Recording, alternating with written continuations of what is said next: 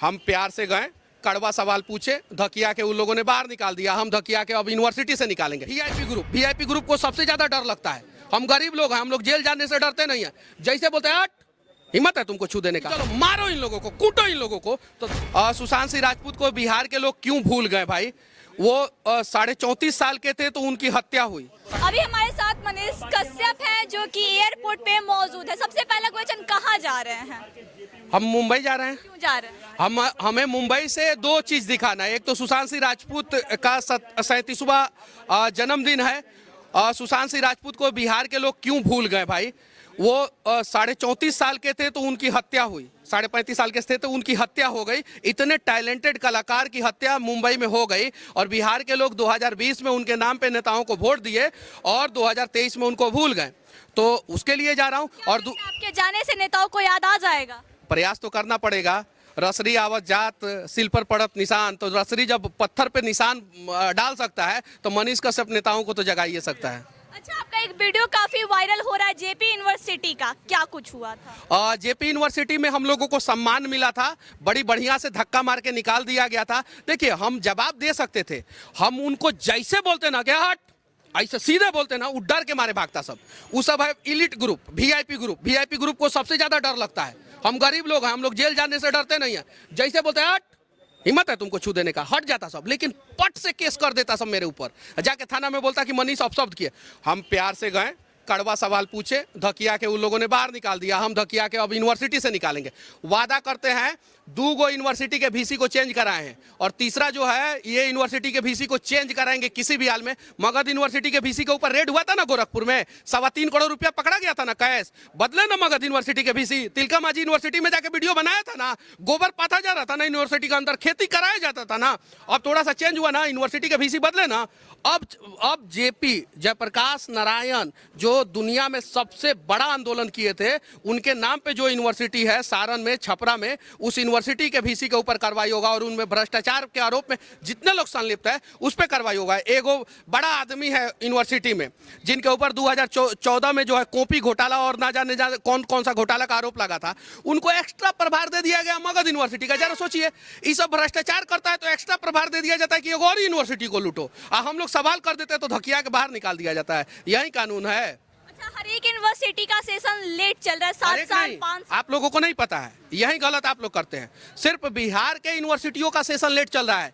दुनिया में बहुत सारा देश है, हर देश में राज है। पाकिस्तान में भी 5 गो राज है, बांग्लादेश में भी राज है, नेपाल में भी अलग अलग राज्य है, अमेरिका में भी अलग अलग राज है, चीन में भी अलग अलग राज्य है। और जहां भी जितना भी यूनिवर्सिटी है, किसी भी यूनिवर्सिटी का सेशन नहीं है लेट, सिर्फ और सिर्फ बिहार के यूनिवर्सिटियों का सेशन लेट है। जानते हैं काहे कि बिहार के बच्चे पहले IAS IPS बनते थे, अब जाके उसका लिस्ट उठा के देखिए, बिहार उसमें कहीं टॉप पे नहीं रहता है। अब आज से 10 साल पहले कहाँ था, टॉप पे था, अब कहीं टॉप पे नहीं रहता। लिस्ट उठा के देख लीजिए, गूगल है, मोबाइल पे सर्च मार के देख ले। अब बिहार के बच्चों को क्या बनाना है, लेबर। जब तक हम लोग होते हैं मेहनती, सबको पता है, और कुछ भी करने के लिए तैयार रहते हैं। सही है कि नहीं है? नरेंद्र मोदी जी बोले थे, बिहार का फुल फॉर्म बताए थे, एक बार गूगल पे सर्च मारिएगा। ब्रेव लोग होते हैं हम लोग, बहादुर लोग होते हैं, कुछ भी करने के लिए तैयार होते हैं, इंटेलिजेंट लोग होते हैं हम लोग। तो हम लोगों को अब IAS IPS नहीं बनने देना, अब हम लोगों को क्या बनाना है, मजदूर। तो अब गरीब का बच्चा जब यूनिवर्सिटी में पढ़ेगा, उसका सेशन सही समय पे कंप्लीट नहीं होगा, तो वो 6 साल में ग्रेजुएशन करने के बाद माइक्रोसॉफ्ट में काम करेगा क्या? आप बताइए। वो ऑक्सफोर्ड यूनिवर्सिटी में उसके बाद से PhD करने के लिए जाएगा क्या? नहीं जाएगा। वो डॉक्टर इंजीनियर बनेगा क्या 6 साल में जब ग्रेजुएशन कंप्लीट होगा? तो नहीं।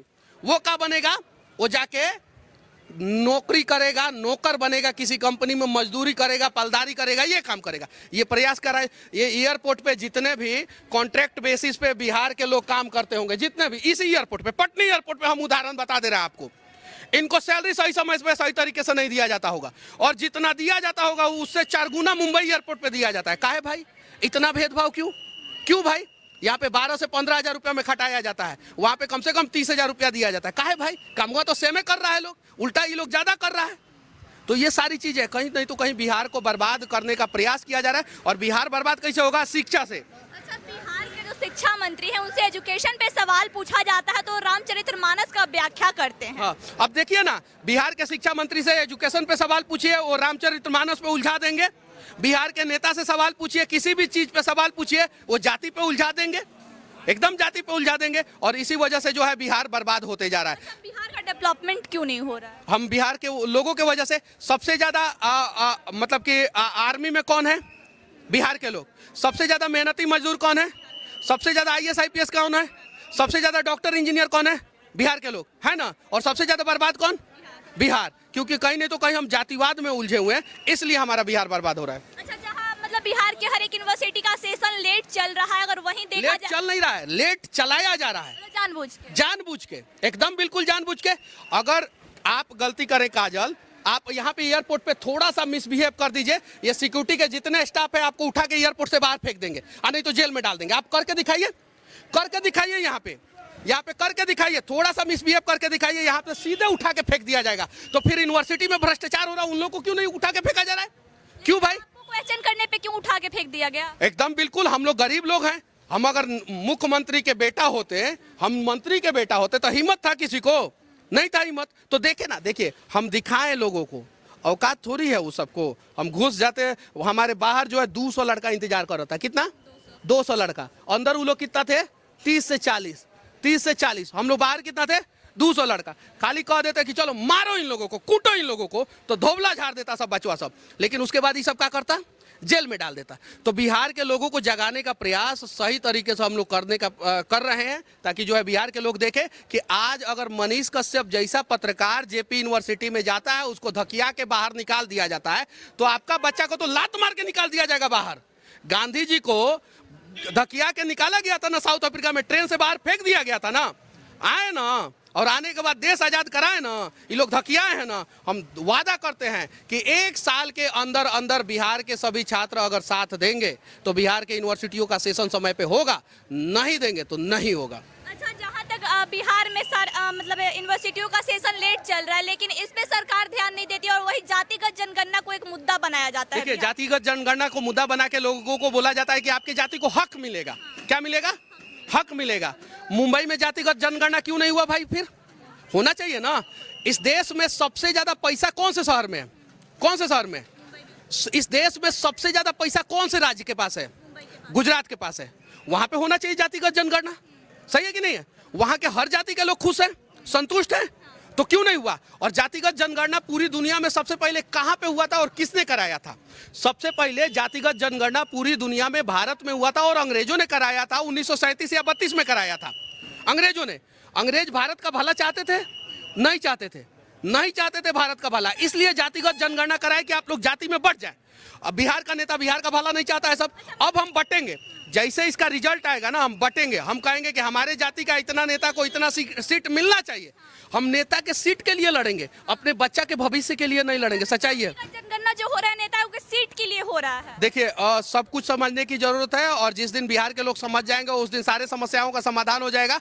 नेता अगर कोई भी काम करवा रहा है बिहार में, तो कहीं नहीं तो कहीं अपना रोजी रोटी के लिए करवा रहा है, वो बिहार के लोगों के लिए नहीं करवा रहा है। अगर बिहार के लोगों के लिए करवाता तो कम से कम बिहार के 10 लाख युवाओं को 5 साल में बिहार में रोजगार देकर दिखाओ, हम समझ जाएंगे। और 10 लाख लोगों को जो रोजगार दोगे, हर जाति के लोगों को, हर जाति के बच्चों को रोजगार दे दो बिहार में। शिक्षा और स्वास्थ्य सही कर दो, बस इतना ही कर दो। उसके बाद जो करना है करते रहो।